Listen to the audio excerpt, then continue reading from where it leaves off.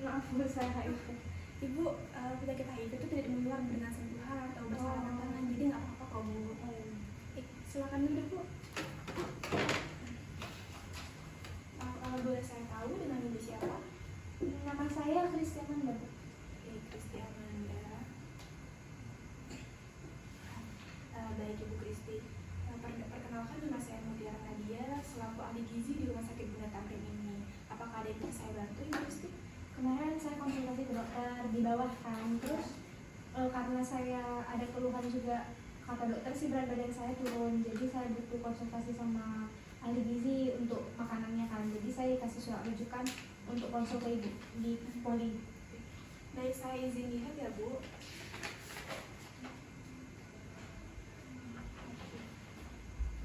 Dari surat rujukan ini, Ibu selain HIV juga mengalami tuberkulosis ya Bu? Iya. Oke. Jadi tuberkulosis dan HIV. Nah, dari surat rujukan ini diketahui bahwa berat badan Ibu 50 kg dan tinggi Ibu 160 cm. Apakah benar? Benar Bu. Oke. Baik, apakah ada keluhan yang Ibu alami belakangan ini?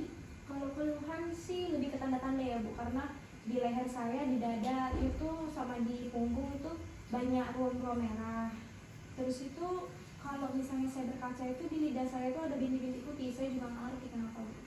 Kemarin sih dokter bilang seperti itu. Sebenarnya itu hal yang normal untuk gejala dari HIV itu sendiri. Cuma nanti akan saya jelaskan kembali. Nah, Ibu Kristi, apakah ada masalah pada nafsu makan Ibu? Nafsu makan saya sih kayaknya menurun, gara-gara saya makin lama itu makin malas makan. Oke, jadi nafsu makan menurun ya Bu? Apakah Ibu mengalami penurunan berat badan? Penurunan itu dulu 3 bulan yang lalu, sekitar 3 bulan yang lalu saya timbang 57. Terus kemarin terakhir nimbang di bawah pas lagi sama suster itu 50 kilo. Jadinya kayaknya itu lumayan sih Bu, 7 kiloan gitu.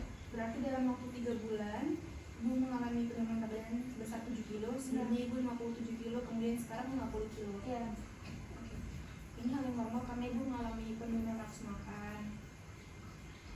Kemudian tadi kan saya ada bahas tentang tuberkulosis ya dari surat rujukan Ibu dan yang Ibu alami sekarang ini. Saya mau bertanya, apakah orang terdekat Ibu ada yang mengalami tuberkulosis juga? Tidak ada Bu, aman semua. Baik. Boleh saya tahu bagaimana kondisi lingkungan rumah Ibu?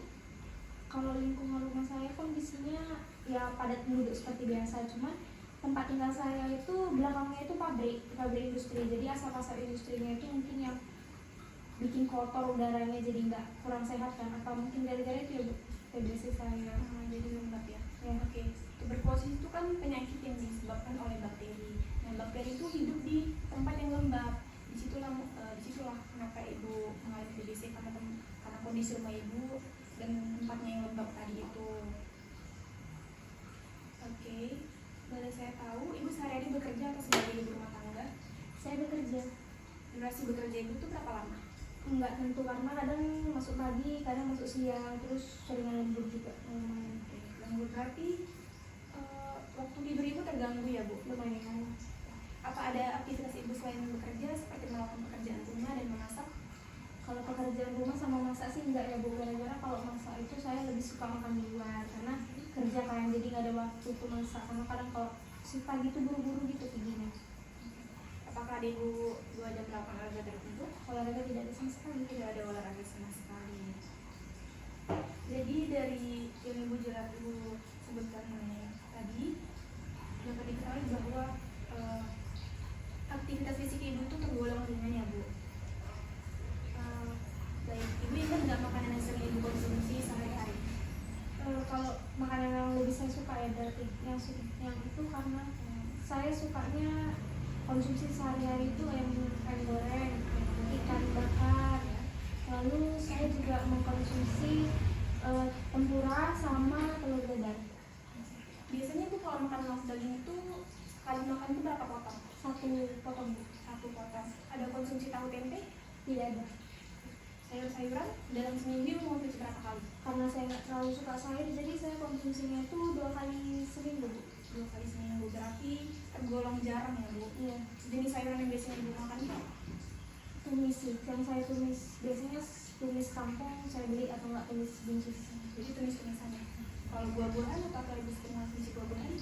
Buah itu saya sih karena saya suka pisang, nggak bisa ditambah pisang rasanya tuh, jadi saya tiap hari makan pisang.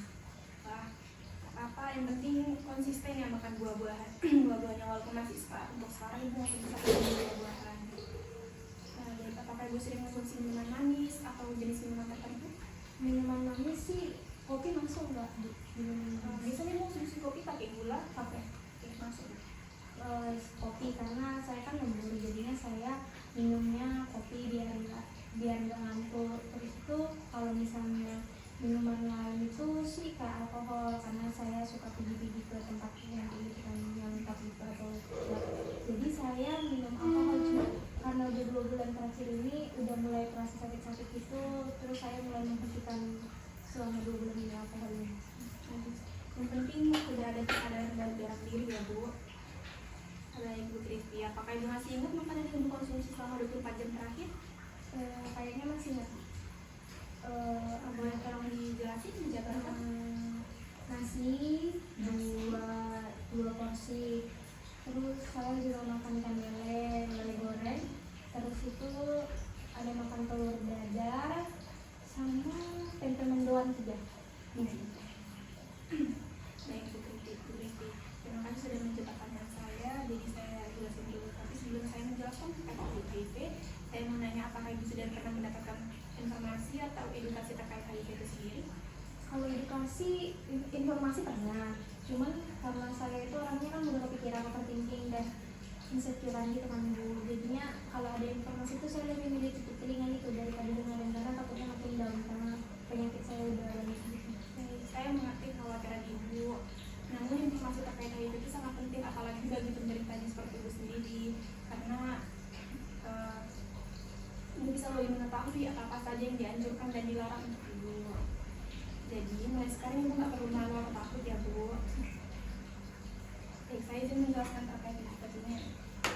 Baik Bu Kristi, jadi saya ingin izin menjelaskan ya Bu. Di sini ada leaflet yang berisi informasi terkait HIV.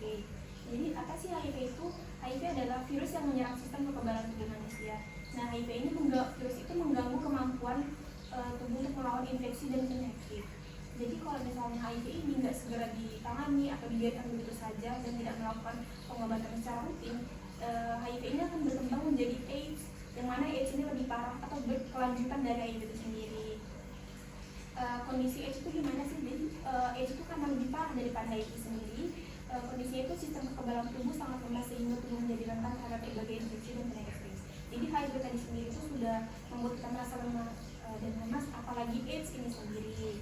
Jadi itulah pentingnya ibu untuk melakukan pengobatan secara rutin. Nah, ini ada tanda dan gejala apa saja sih tanda dan gejala dari HIV.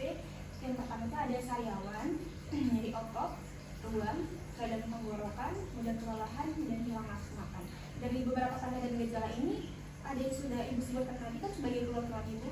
Nah, itu karena gejala-gejala dari HIV yang ibu alami itu. Kemudian di sini ada risiko penularan HIV. Jadi ada beberapa risiko penularan HIV.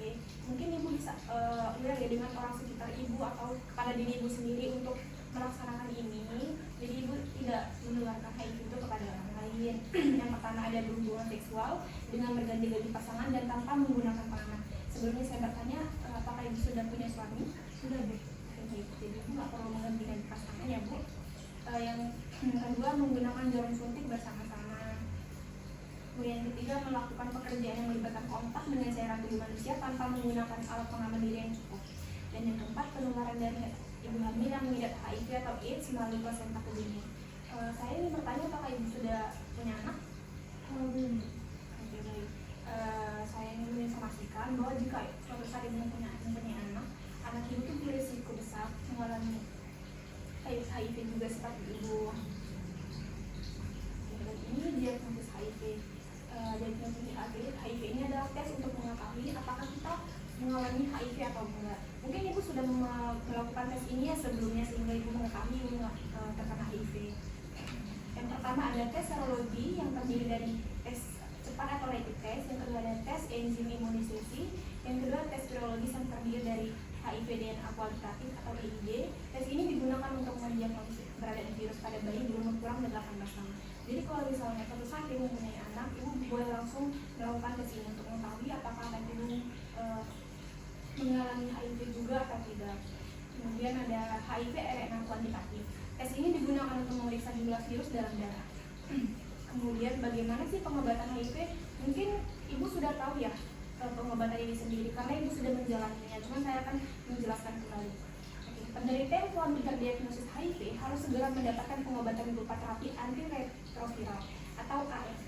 ARV bekerja mencegah virus HIV bertambah banyak sehingga tidak menyerang sistem kekebalan tubuh. Ibu harus rutin melakukan pengobatan ini supaya penyakit HIV ini tidak berkembang menjadi AIDS seperti yang sudah saya jelaskan sebelumnya bahwa AIDS ini lebih parah daripada HIV itu sendiri. Nah, dan ini untuk pencegahan. Oke, saya ingin bertanya ibu bagaimana sih cara pencegahan HIV itu sendiri? Mungkin kuat ya kalau saya berikan sekarang, tapi ilmu itu nggak ada yang sia-sia. Ibu bisa membagikan ilmu ini pada orang lain supaya orang lain lebih aware dan lebih peduli untuk dirinya dan orang lain sehingga tidak untuk mencegah HIV itu sendiri. Yang pertama, tidak melakukan hubungan seks sebelum menikah, tidak berganti pasangan seksual, menghindari penggunaan narkoba terutama jenis suntik. Kalau untuk jenis suntik ini, mungkin ibu bisa, misalnya ibu sudah melakukan pengobatan dan suntik, ibu bisa make sure kepada tenaga kesehatan untuk segera membuang agar suntik itu tidak digunakan untuk pasien selanjutnya. Karena kita nggak tahu kan, kadang-kadang ada silap atau gimana. Yang keempat, menggunakan kondom saat berhubungan seksual, dan yang kelima, mendapatkan informasi yang benar terkait HIV. Baik, dari yang sudah saya jelaskan tadi, apakah ada yang ingin ibu tanya atau kurang ibu mengerti? Saya mau bertanya. Ya. Jadi sebenarnya kan HIV itu tidak sederhana untuk bersalaman atau keluar tidak kedengarannya tidak. Namun kalau air liur atau air ludah itu bagaimana ya Bu? Oke, saya jelaskan ya. Air liur itu tidak menular ya untuk kasus HIV. Cuman tadi ibu didiagnosis tuberkulosis. Yang mana tuberkulosis ini bakterinya akan menular ya Bu dari melalui droplets. Seperti ibu batuk, apa ibu bersin, yang itu akan mengeluarkan air liur. Jadi air liur itu akan menular untuk tuberkulosis, namun tidak untuk HIV. Oke, apakah ada yang ingin ditanyakan lagi? Itu saja Bu yang saya mau tanyakan. Oke, nah lanjut ya Bu. Baik, berdasarkan penurunan berat badan ibu sudah normal dalam waktu 3 bulan ibu sudah turun 7 kg. Itu normal karena normalnya itu 0,5 sampai 1 kg per minggu, itu adalah penurunan berat badan yang normal. Namun cara ibu menurunkan berat badan itu kurang tepat Bu, karena ibu tidak melakukan diet dengan gizi seimbang. Namun karena turunnya nafsu makan ibu tadi dan dari yang ibu jelaskan sebelumnya tentang kebiasaan makan ibu atau pemilihan makan ibu itu kurang beragam dan kurang tepat ya Bu, dan itu tidak seimbang gizinya. Berat badan ideal ibu itu 51 kg, tidak terlalu jauh dengan berat badan ibu yang sekarang. Kemudian IMT ibu itu 19,5, IMT itu status gizi ibu 19,5 itu termasuk dalam kategori yang normal. Namun untuk kasus HIV, saya menyarankan ibu untuk melakukan diet energi tinggi dan protein tinggi. Nah, apa sih tujuan dari diet tersebut? Yang pertama, mempertahankan status gizi agar tetap normal. Yang kedua, mencapai mempertahankan berat badan normal. Yang ketiga, mengatasi gejala-gejala HIV itu sendiri. Yang keempat, menjaga interaksi obat dan makanan agar penyerapan obat yang ibu konsumsi itu lebih optimal. Yang kelima, mencegah penurunan berat badan yang berlebih terutama jaringan otot. Yang keenam, memberikan kebebasan makan pada ibu sendiri. Nah, jadi pada diet ini ibu disarankan untuk mengonsumsi makanan tinggi energi dan tinggi protein tadi. Ibu harus menyesuaikan mengonsumsi lauk hewani, itu nggak boleh ketinggian karena kan harus tinggi proteinnya. Tempe dan tahu tadi ibu jarang mengonsumsi kan, mulai sekarang diubah ya Bu, harus sering-sering mengonsumsi tempe dan tahu. Kemudian saya memberitahu bahwa kebutuhan energi ibu itu satu hari itu sebesar 3078 kilokalori ya Bu. Nah, saya akan mengulik kembali kebiasaan-kebiasaan ibu sebelumnya yang menurut saya kurang tepat. Yang pertama, jenis makanan ibu yang kurang beragam. Kemudian pola makanan ibu yang kurang teratur, seperti makanan 24 jam terakhir ibu makan itu ibu cuma makan 2 kali ya selama 1 hari. Kemudian ada yang kedua, kurang aktivitas fisik. Nah ini mungkin bisa dipengaruhi ya karena tadi butuh modal lelah. Namun ibu bisa mengatur kembali ya tidur ibu dan lembur ibu, diatur kembali jadwalnya supaya diusahakan ibu tidak perlu untuk melakukan lembur, sehingga ketika pola tidur ibu sudah teratur, ibu mungkin lemas ibu akan berkurang sehingga bisa melakukan aktivitas fisik sehari-hari ditingkatkan kembali. Yang keempat, konsumsi kopi itu harus dikurang-kurangin ya Bu. Yang kelima adalah hindari alkohol. Memang ibu udah berhenti ya, cuma kita kan nggak berhenti, jadi saya sarankan dari sekarang sebaiknya ibu hindari konsumsi alkohol karena itu tidak baik ya buat organ tubuh kita. Nah, saya mau menegaskan kembali, sebelumnya kan tadi saya udah bilang ya, cara ibu menggerakkan berat badan itu kurang tepat karena dari penyakit ibu sendiri dan penurunan nafsu makan ibu. Jadi saya akan memberikan saran atau acuan kepada ibu untuk makanan ibu sehari-hari. Jadi ini ada kita terapkan isi piringku dalam pola makan sehari-hari. Apa sih isi piringku itu? 2/3 dari piring itu isinya ada makanan pokok. Di sini ada beberapa jenis makanan pokok yang bisa ibu pilih. Beberapa kan? Kemudian ada sayuran. Porsinya sama seperti makanan pokok 2/3, jadi ini imbang. Dan ini ada beberapa jenis sayuran yang mungkin kalau tadi kayak buah-buahan ya, ibu setiap hari mengkonsumsi mungkin bisa diubah ya Bu. Hari ini kayak lebih beragam gitu buah-buahannya ibu konsumsi. Kemudian ini buah-buahan 1/3 seperti lauk pauk 1/3. Adapun saran lain seperti cuci tangan pakai sabun. Nah seperti ibu ini tadi kasih sakitnya kasus HIV ya, yang mana itu jauh-jauh dari virus. Jadi ibu harus menjaga kehigienisan ibu, harus sering-sering mencuci tangan. Kemudian aktivitas fisik 30 menit per hari. Nah seperti yang sudah saya jelaskan sebelumnya, setelah ibu bisa mengatur pola tidur ibu mungkin bisa merubah aktivitas fisik ibu tadi ini. Kalau ibu masih belum mampu untuk 30 menit per hari, ibu bisa melakukan 15 menit terdahulu, dilakukan pelan-pelan. Dan mungkin ibu bisa mulai dengan jalan santai di pagi hari atau sore hari. Kemudian minum air 8 gelas sehari, pantau berat badan dan kurangi garam, gula, dan lemak. Oke, dari yang sudah saya jelaskan ini, apakah ada yang ingin bertanya? Sejauh ini cukup. Oke, dari beberapa rekomendasi yang sudah jelaskan tadi, kira-kira mana yang akan ibu lakukan terlebih dahulu untuk kita jadikan komitmen? Karena kalau misalnya semua dilakukan mungkin agak berat ya Bu untuk awal-awal. Kita usahakan perlahan-lahan boleh, mungkin 2 atau 3 dulu.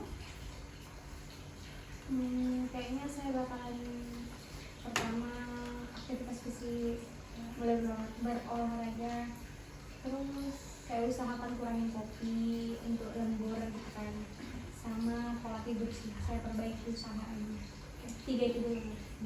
Nah yang saya catat ya Bu komitmen kita, semoga ibu konsisten dalam menjalani komitmen yang telah kita sepakati ini. Tetap semangat ya Bu, jangan mudah menyerah dan jangan minder. Dan saran saya juga, ibu harus menggali informasi lebih dalam lagi untuk HIV itu sendiri. Dan kalau bisa ilmu tentang HIV itu bukan hanya berhenti di ibu, namun orang-orang sekitar ibu juga. Tetap ingat bahwa Tuhan akan selalu bersama kita. Semoga setelah melaksanakan komitmen dan melakukan pengobatan, keluhan yang ibu rasakan mulai berkurang. Kita akan bertemu di bulan depan untuk melihat perkembangan ibu ya Bu. Baik, jika tidak ada yang ingin ditanyakan, saya akhiri konsultasi untuk hari ini. Semoga bermanfaat dan sampai berjumpa kembali. Terima kasih.